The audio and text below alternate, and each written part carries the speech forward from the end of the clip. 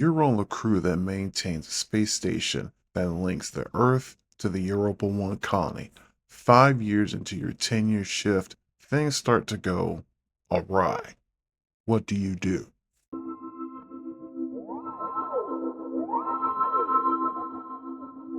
How goes it, folks? Jolly Yellow talking to you, and welcome to Transmissions from the Beyond, where I explore lesser known and sometimes majorly known works of science fiction. Today's transmission is about the 2019 film 3022. In the future, Earth has finally developed its first colony on the Jupiter moon of Europa. Along the path between Earth and Europa 1 colony is the space station Pangaea. Serving as a fueling station and waypoint, Pangaea is maintained by a crew of 4 that is manned by different countries, supplying said crews in 10-year shifts. In 2091, America sends its team of 4 to the station, and that's when things get interesting. As with a lot of science fiction movies, 3022 presents us with a premise and then just kind of shakes things up with a disaster or a problem going on, survival moments and things that you would expect in a space station or a spaceship hanging up in the balance. Without giving too much away, we notice the movie starts off, and I very much appreciate that they did this, is there's almost no dialogue for the first few minutes of the movie, in which it kind of catches us up and gets us to speed and gets us into the 5 years into the 10-year shift that this crew is supposed to have. With there only being a crew of 4, you don't have a whole lot in the way of dialogue. You don't need to put a whole lot into the script, because we see that it's going to be the situation that kicks off that's going to take up the majority of the movie. But there is some setup so that you care about the characters, but we all know we're there for the disaster. And speaking of the disaster, without really giving too much of it away, it puts kind of in line where we're dealing more with almost a psychological, suspenseful thing, rather than like, I'll give you this much. It's not an alien creature that's running around on the station or anything like that.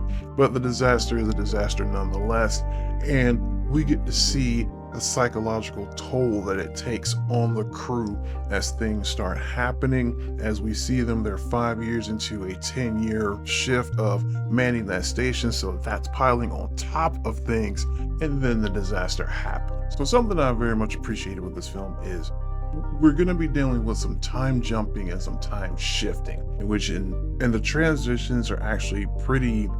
It takes a moment to start noticing them, but after you learn how to look for them, you'll see them as soon as they happen. But we see things happening, before the disaster moment, after the disaster moment, and then things will slowly, surely meet in the middle by the end of the movie. And another thing that you may be glad of is, while this is a science fiction movie, it takes place in the future, and there's technology that's a little bit beyond us. The terminology doesn't get all the way out there.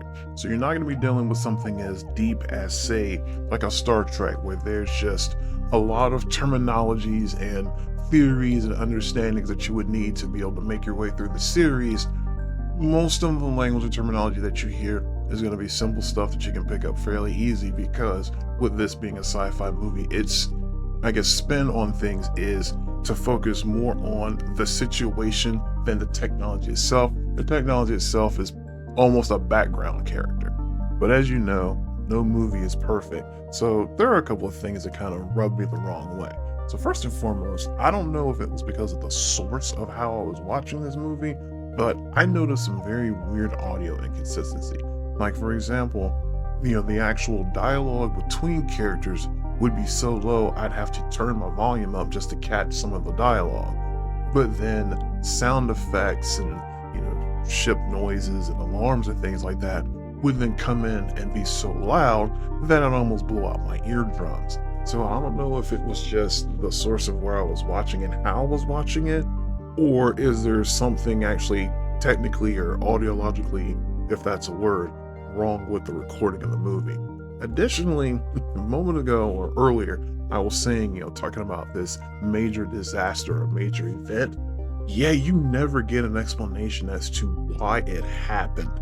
All you know is it happened, and the crew then has to survive and do the best they can after that disaster. I'm not going to tell you what it is. You can watch the movie for yourself. So, in regards to the audio issues that I was just talking about a second ago, I actually watched this film on Tubi. I mean, they are a streaming service. Yes, they're not as famous as the other ones, and there are some issues with some of the Tubi original content, but I would like to think they would have better audio going on and they wouldn't be the cause for problems in trying to hear out this movie. But anyway, watch it on Tubi. I don't know of any other sources where it's available. I've never seen any physical DVD or Blu-ray of it, so just to let you know, you can find it on Tubi. Thank you for taking the time to listen today. I'll be back soon as I continue to explore lesser known and sometimes majorly known works of science fiction. As always, keep exploring. Transmission over.